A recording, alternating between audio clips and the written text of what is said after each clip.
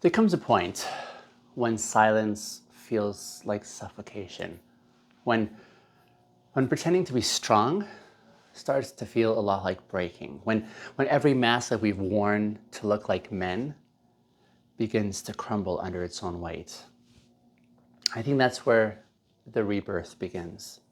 Not in power, but in honesty. Because you can't rebuild what you're refusing to reveal in the first place. We've spent this entire series this month dismantling what the world told us the manhood was supposed to look like, right? From domination to detachment to control. And we've peeled back like the myths. We faced the fear architecture. We've confronted the lie that strength is hardness and that leadership is domination.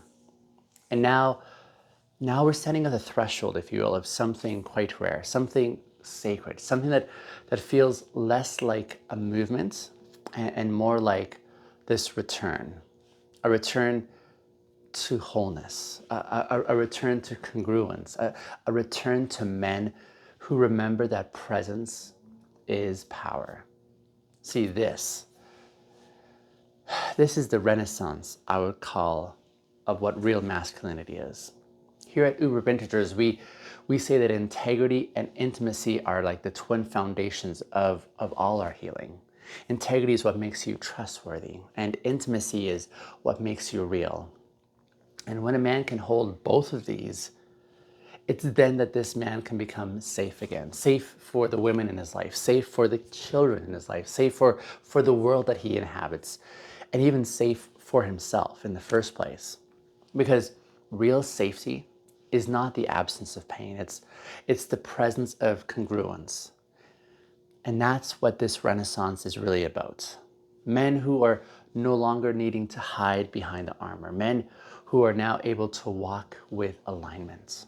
And we've called out the myths. We've reclaimed this word simp, which is used pejoratively in the manosphere, not as an insult, but as an acronym of what this rebirth could be: strength and mastered presence.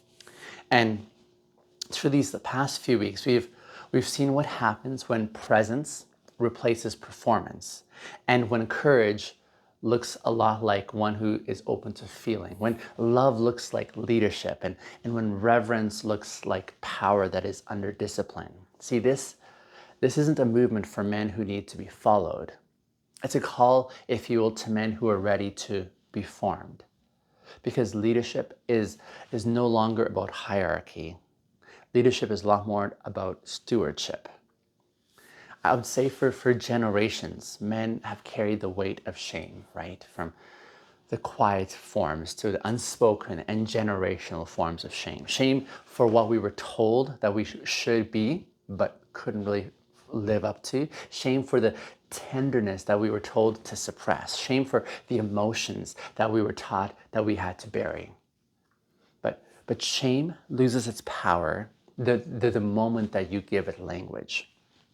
In this series, this renaissance has been our collective language of returning, right? Because men don't heal through hierarchy, I believe. Men heal through honesty. They don't evolve through their ego. They evolve through empathy. And that's the masculine rebirth this world, I believe, has been starving for. See, for every man who has ever felt invisible in his efforts, or unseen in his goodness, or unwanted for his gentleness, I want you to hear me on this. The world is ready for you again. Not for the loud posturing version of you that's learned once upon a time to perform toughness. But no, we're talking about the steady and grounded version of you that is able to lead with your truth.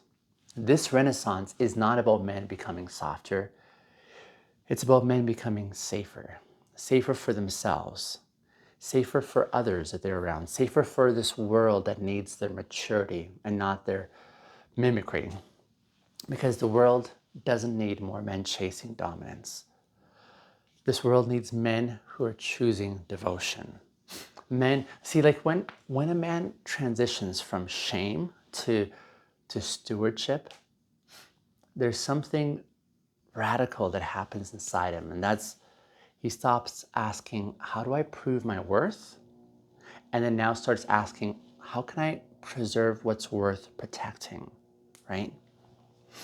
That's, I think, what stewardship is. It's the sacred responsibility of care. It's leadership that has capacity to listen, or authority that actually nurtures, or strength that builds instead of breaks down.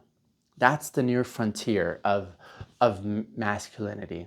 Not louder, but deeper. And this right here is, I think, where next season our work will begin. Because while this month has been about healing the man, the next season will be about healing the world that this man lives in. See, we're going to be stepping in about a day's time here into a new series, one that looks beyond the individual and into the fractures of our culture itself. I've called this next upcoming series Divided. And it's about how our unhealed fears, or our unspoken biases, or our unexamined egos have bled into the collective, thereby dividing families and faiths and genders and generations. And so if this series was the mirror for men, our next series will be the mirror for mankind, if you will, because healing personal integrity means nothing if we can't translate it into a collective experience of intimacy. So before we cross that bridge, though, let's just take a moment to breathe in, if you will, what this month has been, right?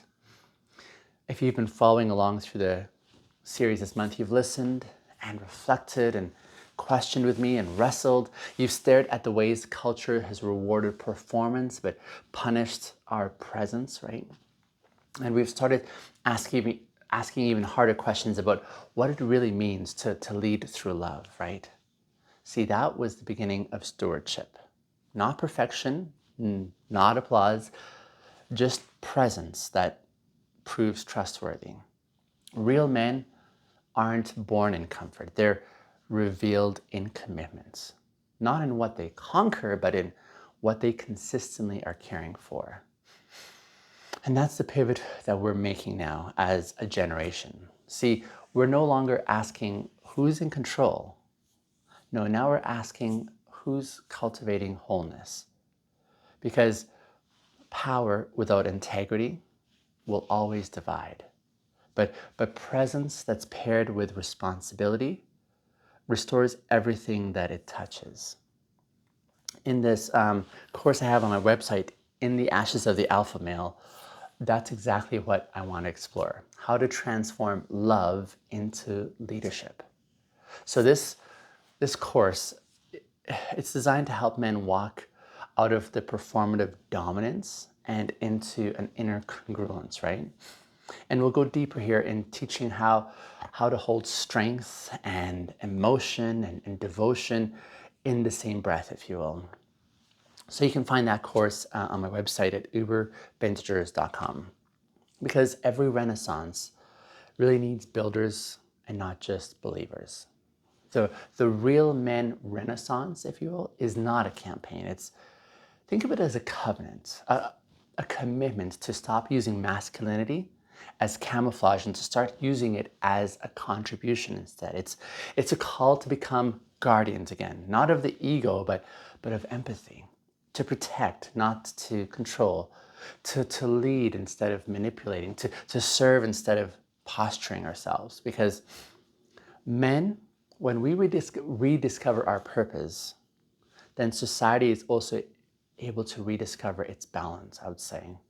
And when men rise in reverence, women rest in safety, and children grow in security, and communities thrive in unity.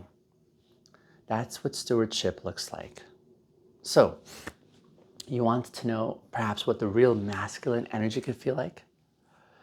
It's not the roar of pride. It's the rhythm of peacefulness. It's not loud, it's luminous, if you will. You can hear it, say, in a father's patience. You can feel it in a man's commitment to accountability. You can see it in the way that he shows up without needing any recognition. That's not weakness there. That is what I would say is mastery. Because when you've mastered presence, well, now you no longer really need to prove it, right? The renaissance of real men is not a return to traditionalism. Think of it as a return to truth, to a kind of strength that is so grounded that it doesn't need to dominate to be seen, to a kind of leadership that makes everyone around you feel safer, not smaller. This is what evolution looks like when it's led by integrity. And consider this irony. It's not even new. This is like ancient wisdom. Because this is what masculinity looked like, I would say, before we forgot what sacredness felt like. Men of presence, men of patience, men who come in peace. That's the new power. The world, I think, has had enough of men who can conquer. It's waiting for men who care. Men who lead not because they need control, but because they actually understand what contribution looks like. That's stewardship there. And that's the next era that we're walking into together. But before we go, though, before we actually get to that point, we have to address what is keeping us still apart. What's still pulling us back into performance and into polarization? The algorithms, I'm thinking here, the echo chambers, the emotional warfare that's disguised as debate. So that's what Divided, our next series, next month, will take us into. And here we'll explore how integrity and intimacy can really be a bridge that helps the culture keep being ripped into two. Because healing doesn't stop when we become whole. It just expands when we start to build bridges. The renaissance of real men was never really about making men great again. It was about making men grateful again, grateful for responsibility, grateful for sensitivity, grateful for the chance to protect and the chance to listen and the chance to love without really losing themselves. So that's the kind of manhood that really outlasts trends. That's the kind of masculinity I would say that does not need movements, because it is a movement in and of itself. It's a movement from shame to stewardship, and from silence to strength, from dominance to expressions of devotion. This is our renaissance, and it's just the beginning. Because when a man finds peace, especially with his power, he stops performing and he starts protecting. He stops competing and starts instead cultivating. He stops hiding and now brings healing into the spaces that he's in. And that's when the world changes. So as we close this chapter here, I want to leave you with one final thought. Listen, you were never broken. You were just buried under expectations and under the ego and under exhaustion, perhaps. But you were never lost. You were just waiting for a reason to remember. And this is that reason. This is that return, if you will. This is the real renaissance of masculinity. So next month, we're going to go further, like I say, because the healing that really starts within us now has to confront the systems that we are amidst. The ideologies, I'm thinking here, the digital divides, the relational fractures that keep us from truly seeing each other. So that's next series. And like I said, I called it Divided. And it will ask the question that I think we've all been avoiding. And that is, if we've learned to reconnect with ourselves, why are we still at war with each other? That's where we're headed next. But for now, my dear listener, stand tall. Not as a performance, but as a hopefulness. Because the world needs men who can stand with open hands, not clenched fists. Men who don't fear their feelings and who don't run away from responsibility. Men who can lead with love, and men who are committed to living with integrity. This is the renaissance of real men. And I would say it's just the beginning. So, won't you join? One more episode tomorrow, our final episode, and then we move into that new series that I was telling you about. In the meantime, I'd love to hear back from you. Drop me a comment down below. Let me know your thoughts, insights, epiphanies that came along the way, questions as well. I will see you in the next episode.